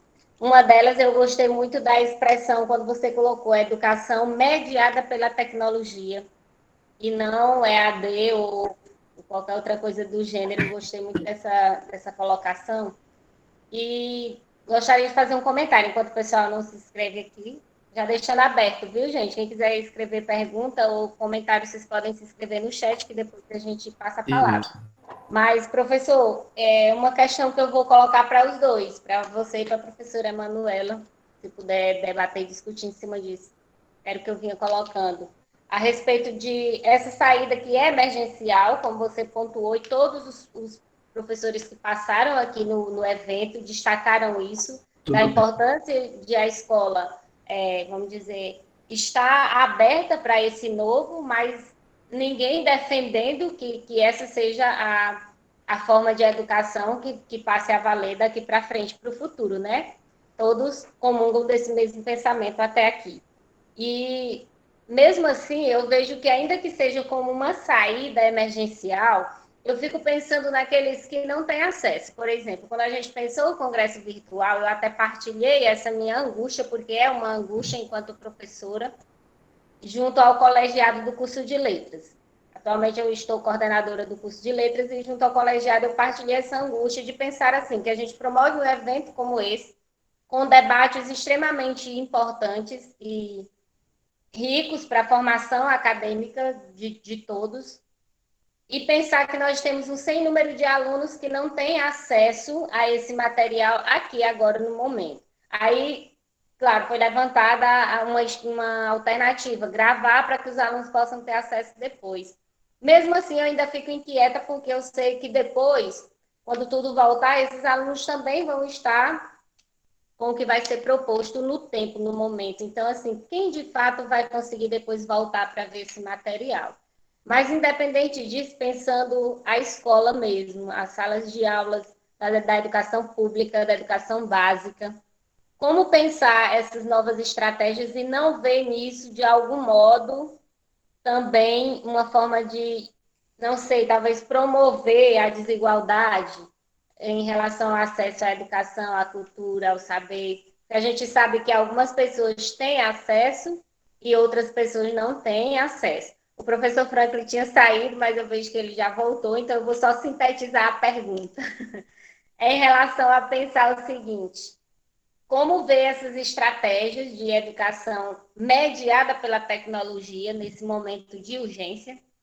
E não pensar que isso, de algum modo, promove uma desigualdade em relação ao acesso ao conhecimento, à cultura, a tudo que nos está sendo transmitido através da tecnologia nesse momento, no que diz respeito à educação.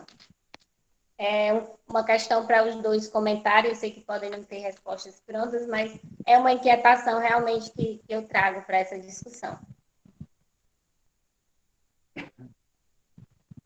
Professor Franklin? Sim, estou ouvindo.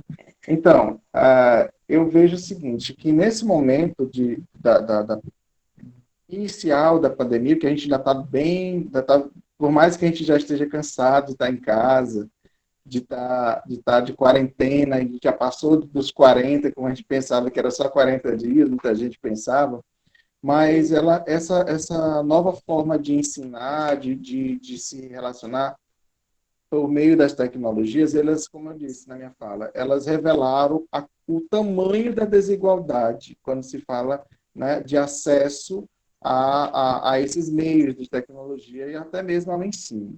E, nesse momento, o que a gente tem percebido é que estamos presenciando um esforço hercúleo para poder atender, fazer chegar essa educação, mas, infelizmente, isso não é possível. Não é possível por quê? Porque nós não temos essa estrutura pensada antes da pandemia para fazer chegar esse ensino por meio de tecnologia. Agora, ainda há tempo, ainda é possível pensar nisso? Sim, ainda é possível.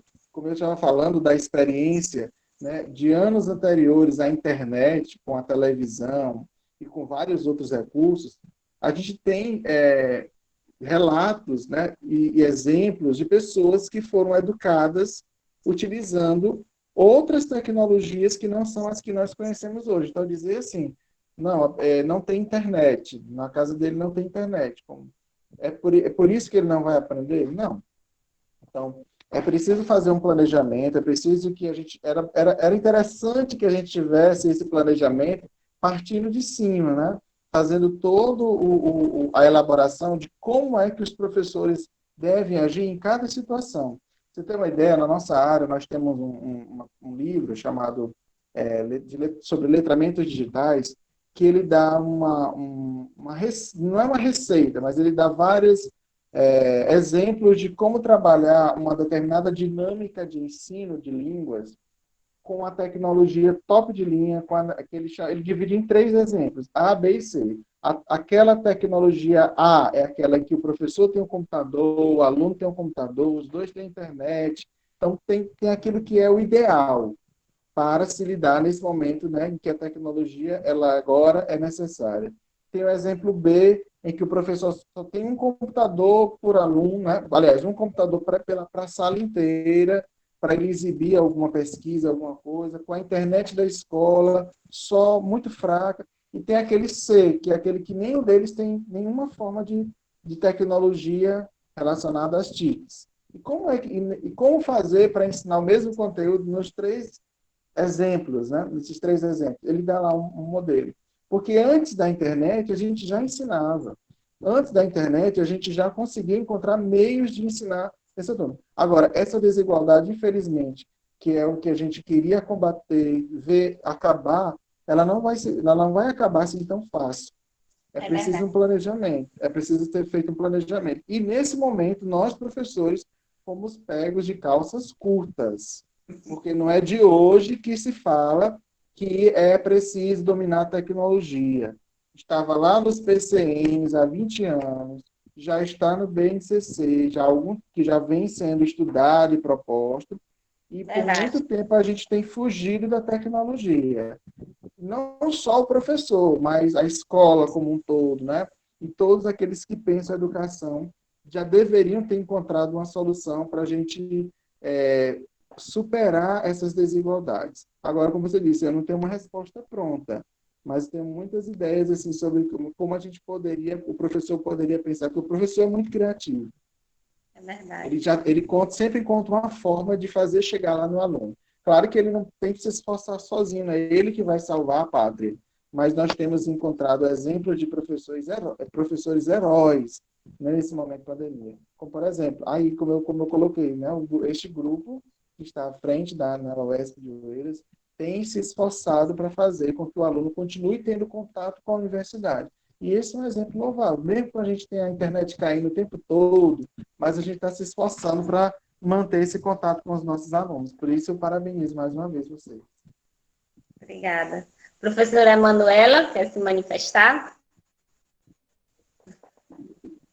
Apenas parabenizar o professor Franklin pela fala. Estava aqui pensando, oh meu Deus, não podia ter menos queda de conexão, porque é uma fala tão instigante, tão esclarecedora. Mesmo com tantas quedas de conexão, ainda nos fez refletir e aprender muito. E, professor Franklin, eu concordo.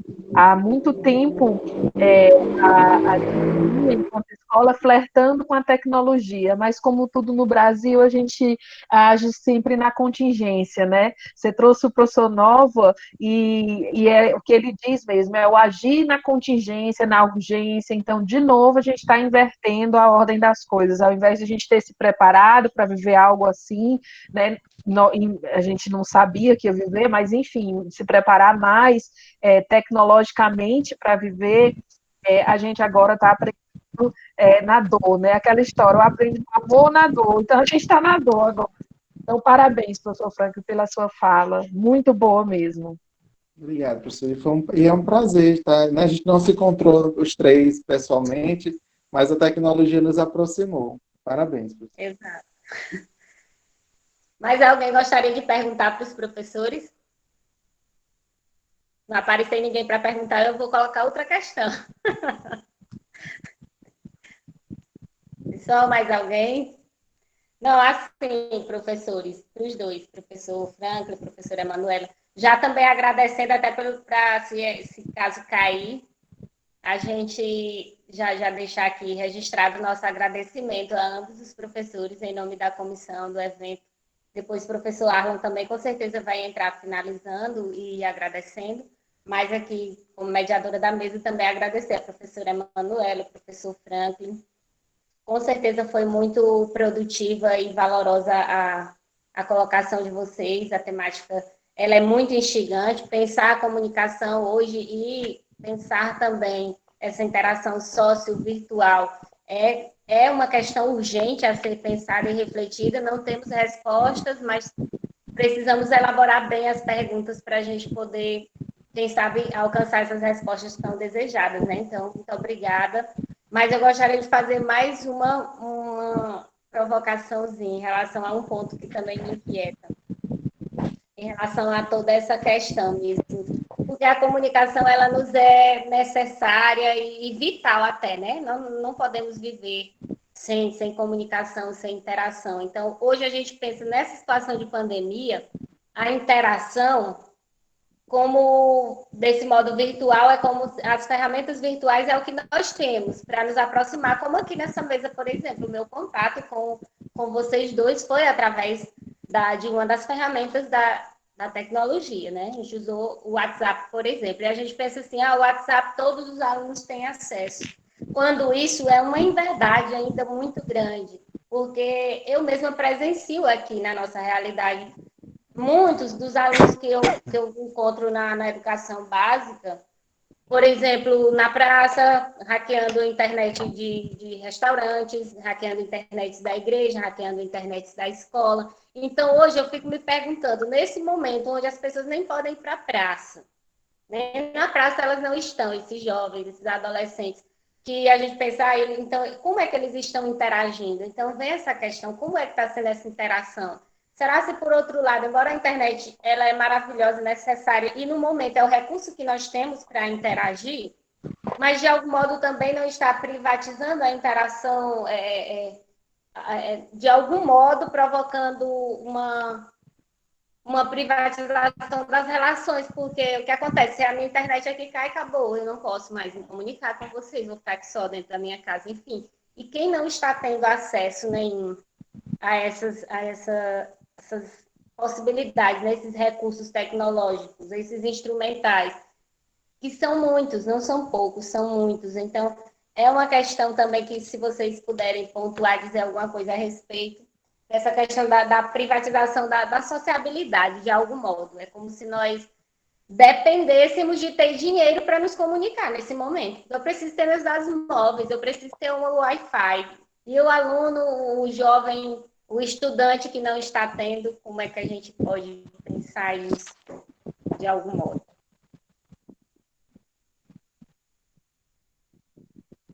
Fica aberto aí, vocês me ouviram? Sim, professora Emanuele, eu acho que essa pergunta aí para você que é psicóloga é melhor. Pois eu achei que era para você, professor Franklin, que é pelas sobre as tecnologias, essa parte eu não entendo. Não, mas assim, Mas de fato, se eu pode entendi dizer. bem, né, você falou que os jovens eles estão privados dessa tecnologia, muitos jovens, né, estão privados por uma série de motivos. E o que isso implica? Não é? Eu acho que não só os jovens, né? É aquilo que você delimitou que são os jovens. Eu vou contar um exemplo próximo de mim. A senhora que trabalha aqui em casa, diarista, quando começou a pandemia, nós liberamos, pedimos para ela ficar em casa e continuamos pagando, né, o valor que era acordado quando ela vinha fazer a diária aqui em casa. E uma das coisas que ela sempre comenta, todos os dias, sempre ligo para ela, Dona Helena, o nome dela. Dona Helena, como é que a senhora está? Bom dia. Ela mora sozinha, né? E então eu fico sempre, de vez em quando eu vou lá na casa dela, deixar alguma coisa e tal. Mas uma das coisas que ela diz que sente muito falta é exatamente porque quando ela sai de casa para trabalhar, é quando ela conversa com alguém, é quando ela se relaciona com alguém, e estar sozinha em casa nesse momento, para ela está sendo assim, muito difícil. Aí o que foi que eu combinei com ela? Ela não tem internet em casa, a internet dela é do celular, são os dados móveis.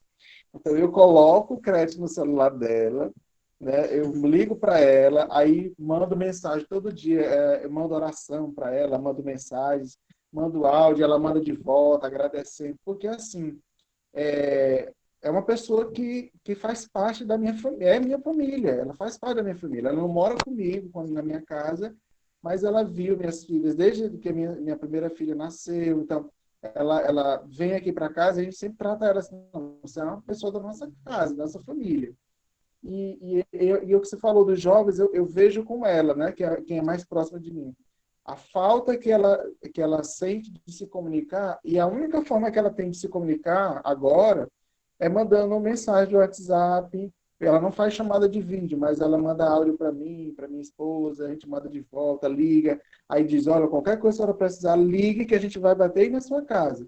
E aí o que a gente faz? No final de semana, geralmente, a gente vai lá na casa dela, não desce do carro, mas pelo menos só o contato visual, aquela coisa de levar alguma coisa, né, para ela, ela gentilmente oferece uns limões, alguma coisa, né, os ovos de uma galinha que tem lá na casa dela. Então, eu vejo que isso está afetando todo mundo. Quem não tem acesso a essa tecnologia e, de certa forma, foi inserida ela em algum momento, está sentindo falta. Eu vejo muito, minha mãe fala muito assim, mas e na época que não tinha celular, que não tinha internet, todo mundo não se comunicava, todo mundo não se falava? Mãe, mas é diferente. A senhora que um dia desse aprendeu a usar o WhatsApp, hoje tem Instagram, hoje está fazendo comida e colocando um perfil profissional lá no Instagram. Quem diria que a senhora um dia ia usar essa tecnologia? Se a senhora não tivesse internet na sua casa, a senhora ia sentir falta, porque as nossas relações mudaram muito com o uso das tecnologias.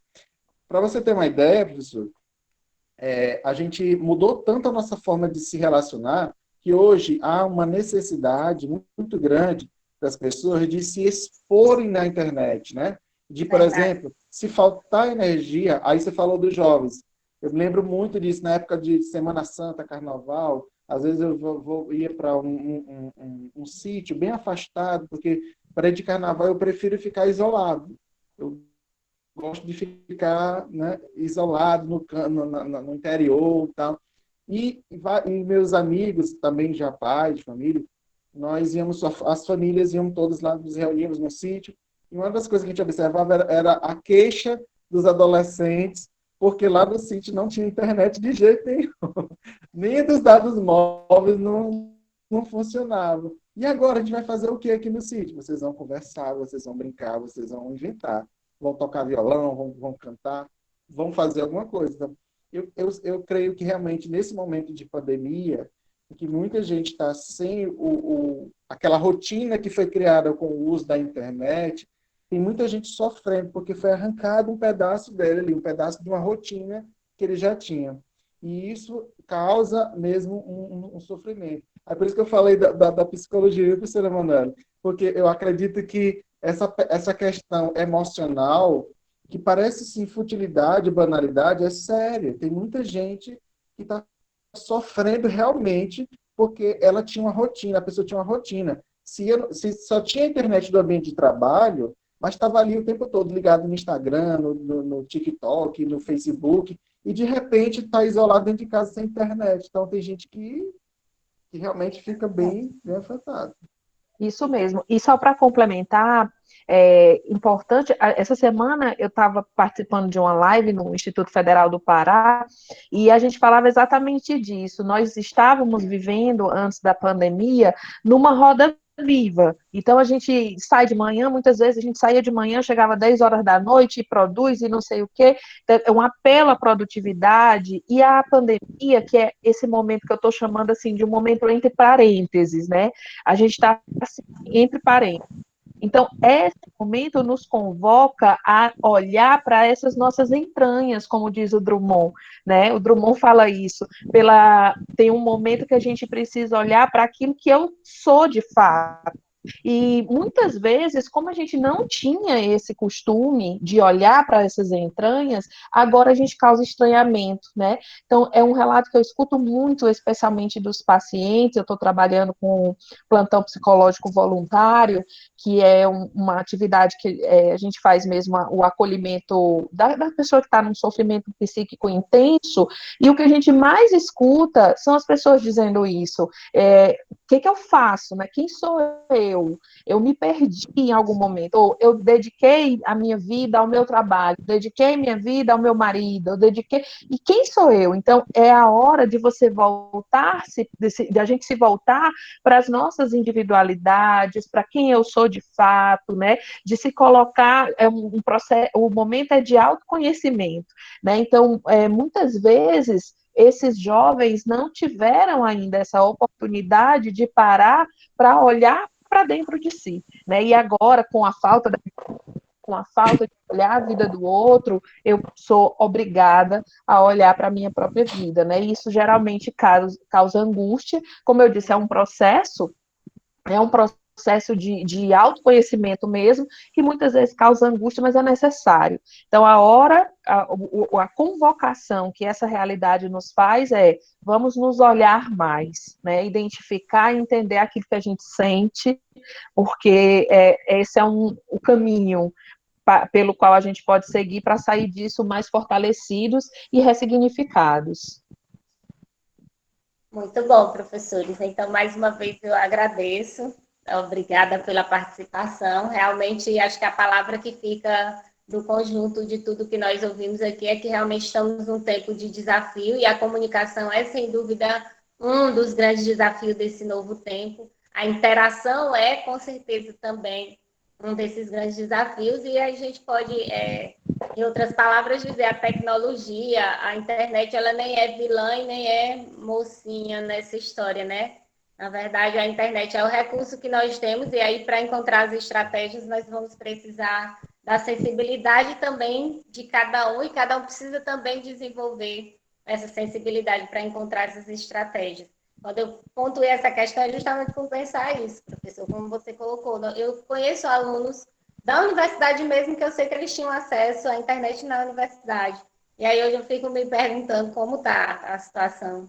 Mas, enfim, com certeza o evento aqui, isso não tira em nada o mérito do evento, e eu acho que e nem das atividades em todas as redes de educação onde elas estão acontecendo. Eu prefiro chamar assim também a atividades, no momento acho que é o termo mais adequado, não dá para a gente dizer que é ensino, que já é uma educação organizada e estruturada, mas são atividades que a educação está podendo proporcionar nesse momento, e elas são com certeza valorosas e são experimentais, né? São experiências e a gente tem que extrair o que é positivo de cada uma dessas experiências. Então, agradecer a participação de vocês e que a gente possa ficar com esse desafio de se reinventar nesse novo tempo para a comunicação e para a interação de todas as formas também, né? As nossas interações interpessoais, com os nossos alunos, com os de casa, como o professor deu o exemplo da pessoa que lhe acompanha. Eu acredito que é bem isso. Então, muito obrigada mais uma vez pela participação de vocês. Eu vou abrir o microfone para o professor